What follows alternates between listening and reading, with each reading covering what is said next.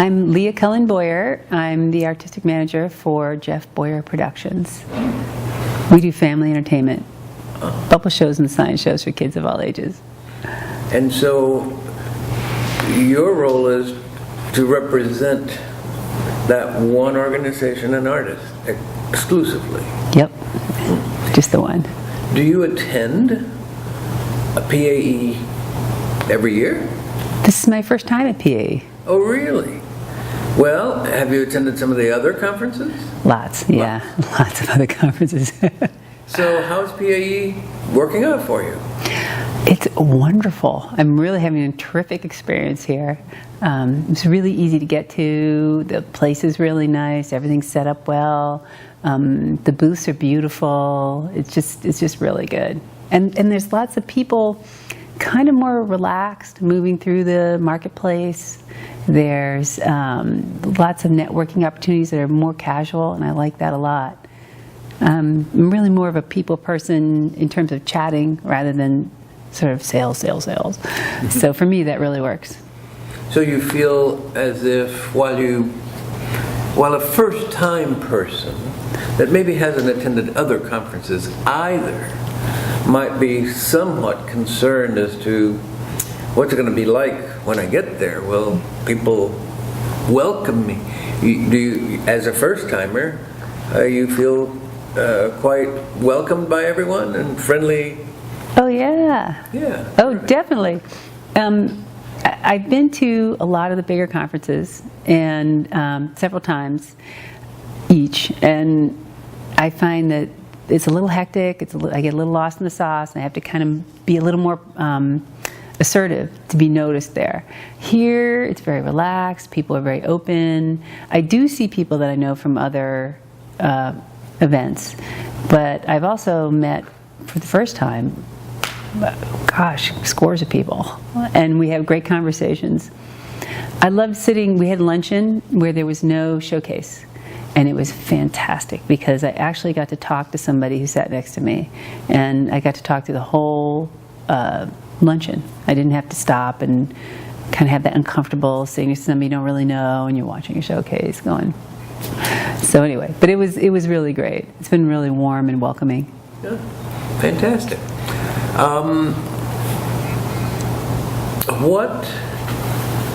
How did you prepare, either in advance of coming to this conference or generally before you go to one of these types of conferences?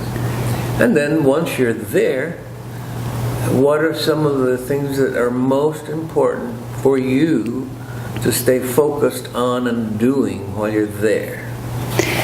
Wow, it's a big list of getting prepared. I think first it's selecting the conferences that make the most sense for my artist. We work out of New York, and so we have sort of a huge following in New York, New Jersey, Pennsylvania, and then internationally.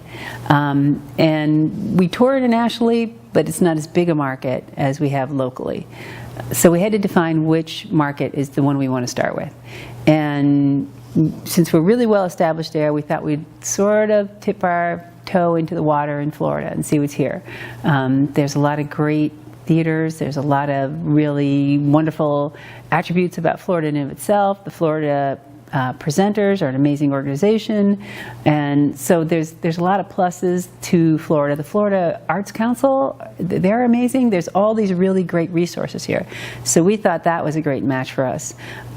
It also helps that from New York, there's a really easy flight. The flights are really easy, they're inexpensive, they're frequent. So that was a part of the thinking about breaking into this market. Also, we researched the need. You know, is there a need for family? We do family entertainment. We research the need. Is there a need in Florida for family entertainment? Turns out there is one, so we checked that out. So there's a lot of research before we even figured out whether or not we wanted to come to the conference. We also looked and talked with other people who had come to the conference before, got their input on what it was that was great about it, what they didn't like, you know, heard all the feedback we could get about it. And then once we decided to come to the conference, then we started doing the background work.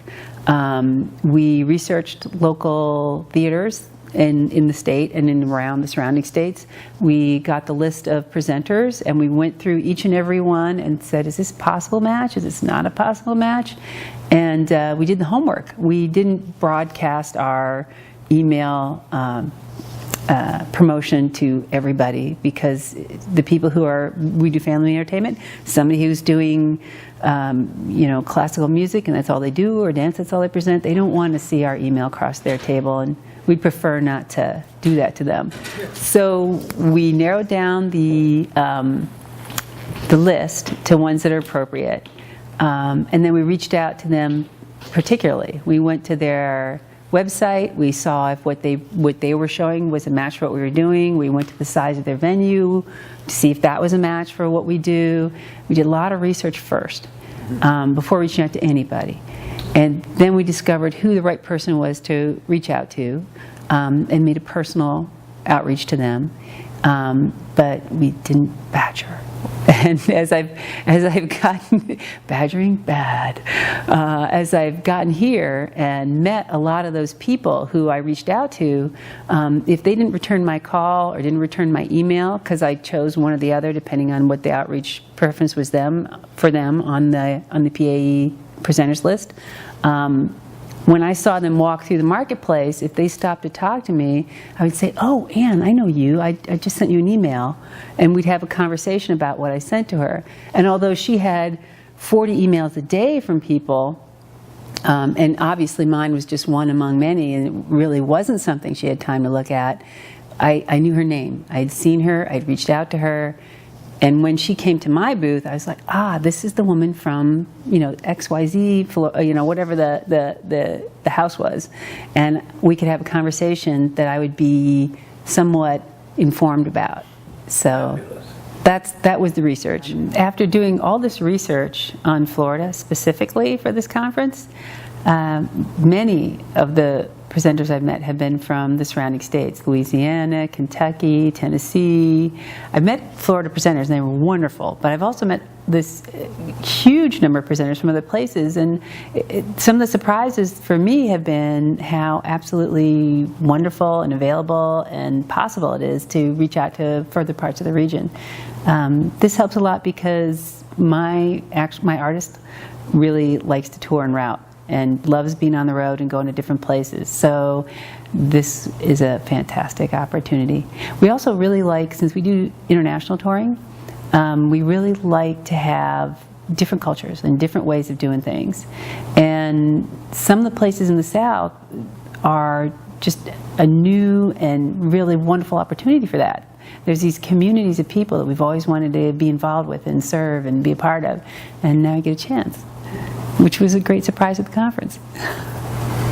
And other presenters, especially with your artist and organization, are the presenters only interested in performances for the general public family audience, or do you find that it's also important for you to offer and be able to talk about maybe some outreach events or in-school performances, anything like that? So what we find is that a lot of the presenters are looking for something other than a one-off show. Many are looking for a performance. They may want to be block booking or in a route so that they have an advantage of a price advantage in that kind of a setting. But a lot of them are also looking for residencies. And we have a bunch of different residencies we offer. And we also build these bubble paloozas, which are these sort of big outdoor events that are fundraisers that work really well in places where you have some green space around your theater or your spot. We also work a lot with community colleges. A lot of times their mission is outreach. We do sensory-friendly shows because there's a great need for outreach there. And part of our mission is inclusion. So one of the things we focus on is sensory-friendly show and sensory-friendly programming. And we also focus on underserved communities. We want to be sure to reach out to them and make that a part of what we do. So we'll actually, our business model is designed so that we have a certain amount of service built in to what we do. and we want to be sure that that mission is met in the course of a year of booking. So we'll book something like a large venue that has the finances to, pay for all the upfront costs, and then we might go next door or somewhere down the road to a lower income school or do a sensory friendly show that won't book as many.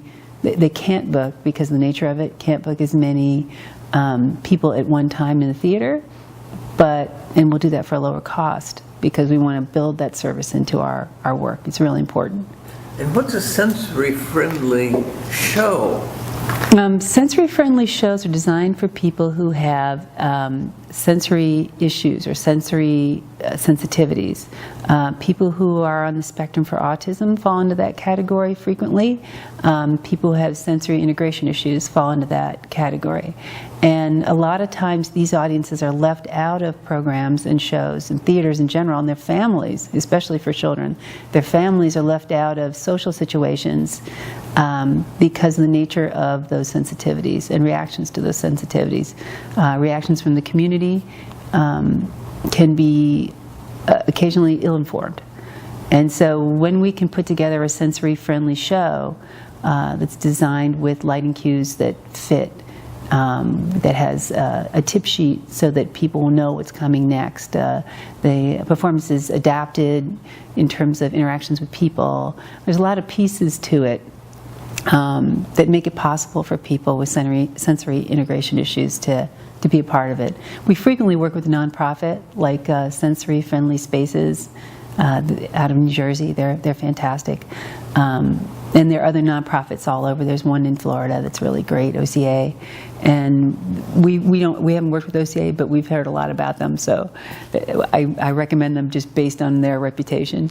But we've had these amazing experiences, and we think it's a powerful healing tool for people in the community. If you had one important thing, a couple of them you wanted to share with a budding or a young artist or manager or presenter or someone thinking about, gee, should I, do one of these things or become one of these people? What advice would you give them? Should you, in order to represent your organization and your artist, would it have been preferable if you didn't to have had an artistic background yourself?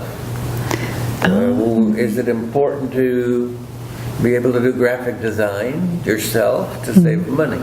I came to this career as I'd like to say second career, but there's been more than two careers. But later in life, I've come to this career. And what I found was I was able to leverage the skills I learned in my earlier career for this particular work. And I loved it as a transition career. It allows me a lot of flexibility in my life.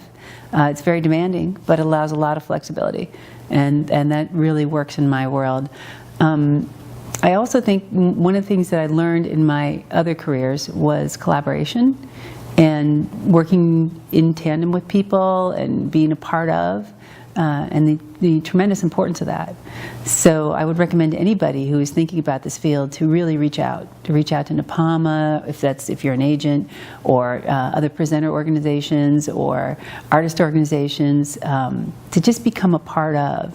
And to dive in socially and also service-wise. I think it's super important because that's where you're going to find people who know what's going on and leadership, and it could be a really lost world otherwise. It's really important to be part of. The last thing I think that is important is to be willing to do what I do best and to hire out other parts. I'm really great with graphics. I'm not great enough to design our flyers. Really putting that out to somebody who's a professional. Somebody who does professional photography for theater is who I want to reach out to get shots of my artist. Really looking at what other artists are doing in my genre and trying to figure out how that works. Asking presenters what they want, really having conversations with them about what they're looking for. Some of the most fruitful conversations I've had in the whole process have been with presenters who are just ticked off about something that happened somewhere with someone, and they just need to talk about it. And I'm like, oh, never do that, whatever that is. So, but I've got a lot of tremendous help. I've only been in this industry for 2 years. And I feel like the community, allowing myself to be a part of the community and just availing myself of all that's here is really the key. And it's really built our business in a way that it would never have been done independently or as a solo, quote, solo person. And what was your career path? You said there were some things you were able to bring with you. If you want to share it with us, okay. It's not necessary. So, how I got here, I started out working in theaters in California, and I was going to community college there, and I realized I was really interested in being in New York and working in sort of the big pond. So I moved to New York with $65 and a backpack, and I started looking for work, and I became a stagehand through local number 1. And I worked at Madison Square Garden and the Metropolitan Opera House and a bunch of TV shows, lots of soap operas. And I was one of 16 women out of 1,600 members at the time. So it was a really male-dominated profession. And it was very interesting being a part of that at that time. It was really fun, and I was welcomed in a lot of ways, even though I was this tiny little minority in the brotherhood. So I did go back to school after a while. I decided I wanted to work outside, and I did a lot of work for the County of Westchester. I became their sustainability coordinator. I worked there for 21 years, and when I retired, I had married the artist.